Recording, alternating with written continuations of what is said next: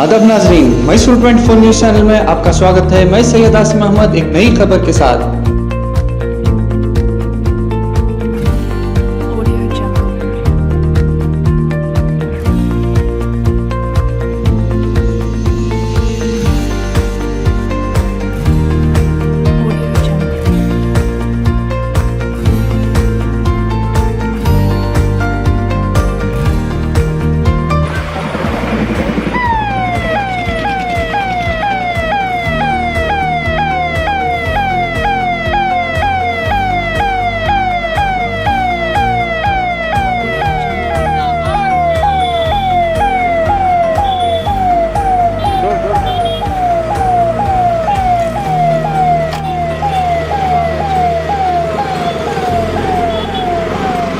अस्सलामुअलैकुम।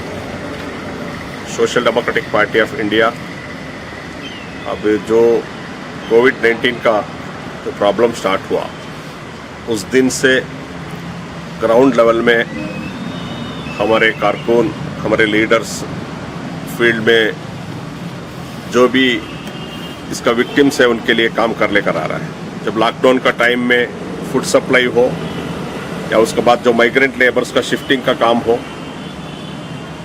और ऐसा खिदमत कर लेकर आ रहे हैं। अभी जो भी हॉस्पिटल का जो इलाज का सिलसिले में भी हम लोग हॉस्पिटल्स को विज़िट करके बेहतरीन क्वालिटी ट्रीटमेंट का मांग किया है विथ ऑल केयर्स।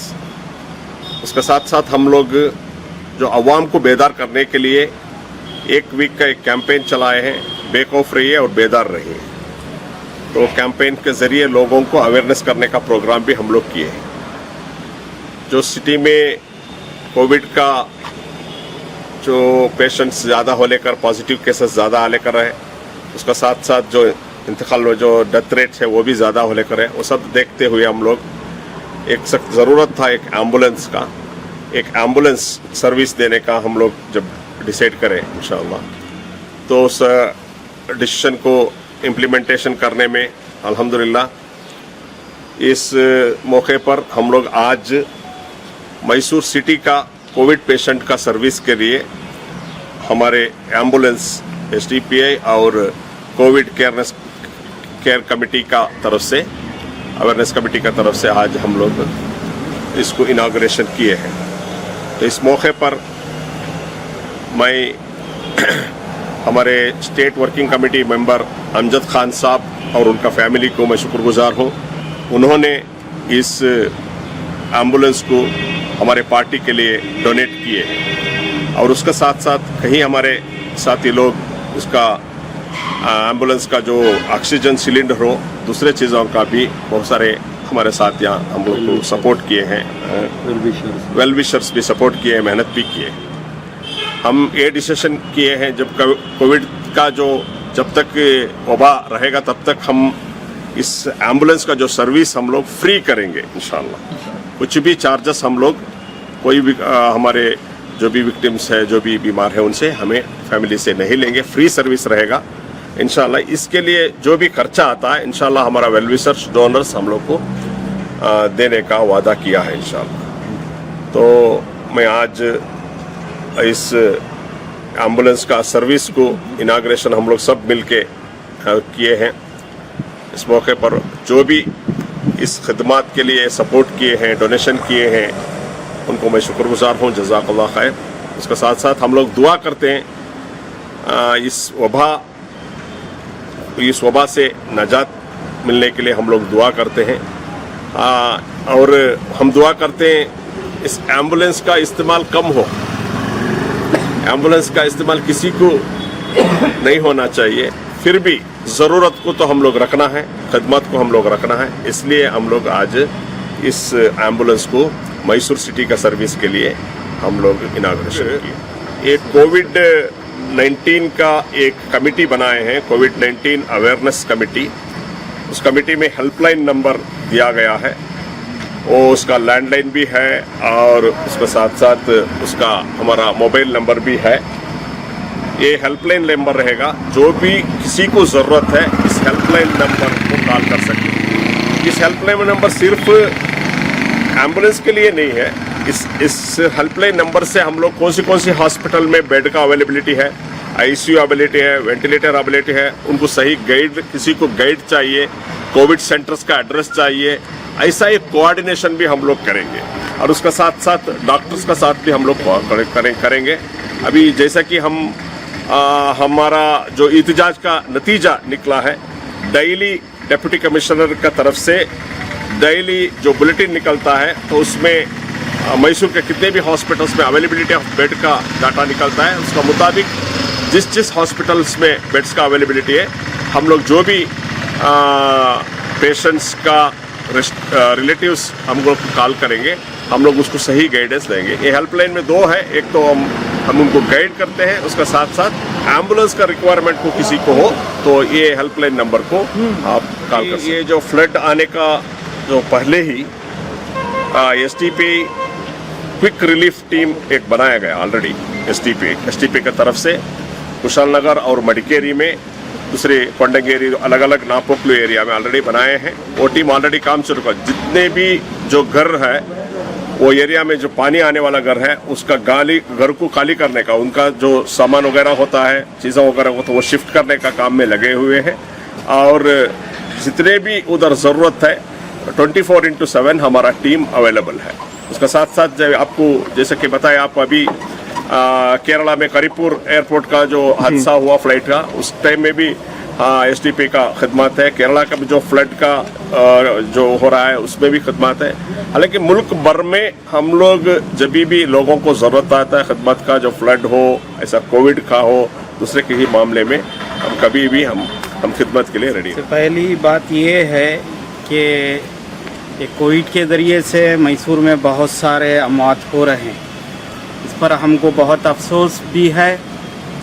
लेकिन इसके लिए हम जब तक मुकम्मल तदबीर इख्तियार नहीं करेंगे, एहतियात नहीं करेंगे, तो ये बीमारी ऐसे जाने वाली नहीं है। तो मैं इस चैनल के ज़रिए से तमाम आवाम को ये आगाही करना चाहता हूँ कि आप सब जो है हुकूमत की तरफ से दिए हुए जो हिदायत हैं, उन तमाम हिदायत पर अमल करें।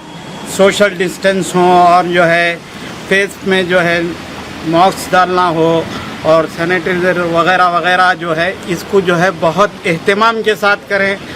कभी भी सोशल डिस्टेंस का ज़्यादा ख्याल रखें। यहाँ हमारे अमवात हो रहे हैं तो हम बहुत सारे लोग बद एहतियाती किए हैं, इसकी वजह से भी हो रहा है। तो मैं तमाम से ये अपील करना चाहता हूँ कि आप लोग सोशल डिस्टेंस का और हुकूमत से दी हुई हिदायत का मुकम्मल एहतमाम करेंगे। इंशाअल्लाह ये बीमारी बहुत जल्द यहाँ से दूर होगी।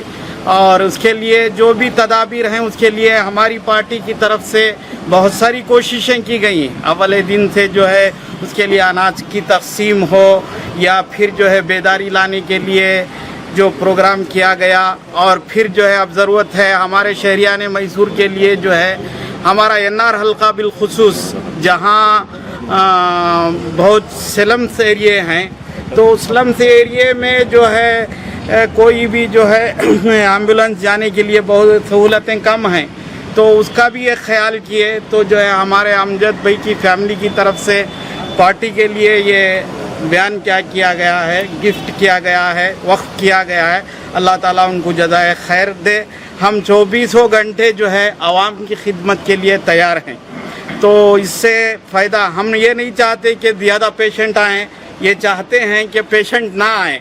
लेकिन फिर भी एक ज़रूरत महसूस करते हुए हमने आज एक एम्बुलेंस का इफ्तिताह किया है। ज़रूरतमंद लोग जो है इससे खूब फ़ायदा उठाएं, उसके लिए हेल्पलाइन नंबर भी दिया गया है और उसके लिए ड्राइवर्स भी जो है हम मुतय्यन किए हैं और हमारे कैडर्स भी काम करने के लिए तैयार हैं। तो आपके चैनल के ज़रिए से मैं ये सभी को अपील करता हूँ कि हमारी पार्टी की तरफ से जो भी एम्बुलेंस की ज़रूरत है, जो भी खिदमत हैं, वो करने के लिए तैयार हैं। आप सब जो है उसके लिए फ़ायदा उठाएंगे तो जो है ये जल्द से जल्द ये बीमारी को हम दूर कर सकते हैं इंशाअल्लाह। शुक्रिया। अस्सलाम वालेकुम रहमतुल्लाहि व बरकातुहू। आपके न्यूज़ चैनल के तवस्सुत से मैं तमाम शहरियान मैसूर के उलमा इकराम, अमाइदीन शहर, ज़िम्मेदारान से एक अपील करना चाहता हूँ जब से कोविड ये वबा फैली उसके बाद से मैसूर में अमवात का सिलसिला बढ़ा। बड़े क़ब्रस्तान में तदफीन के लिए जगह मुख्तस यानी ख़ास की गई थी। ख़ास करने के बाद अब तो आपने देखा होगा वहाँ तो जगह पूरी फुल हो गई है। लेकिन जब पहली मर्तबा डीसी साहब ने मुस्लिम लीडरों को, उलमा को, अमायदीन को बुलाकर गुफ्तगू की थी तो उस वक्त उन्होंने वादा किया था कि 5 एकड़ ज़मीन किसी आसपास शहर के देंगे। अभी तक वो ज़मीन नहीं दी गई। अब ले जाकर अगरार क़ब्रस्तान की निशानदही की है। कल से वहाँ पर अगरार क़ब्रस्तान में 2 अमवात को तदफीन किया गया, लेकिन आज सुबह से ही रिपोर्ट आ रही है कि मय्यत को ले जाकर गेट पर रुकाए हैं, तदफीन करने के लिए नहीं दिया जा रहा है जी। तो बाद फ़ौरन इमरजेंसी तौर पर रिज़र्व पुलिस को बुलाकर खड़ा कर तदफीन करना पड़ रहा है।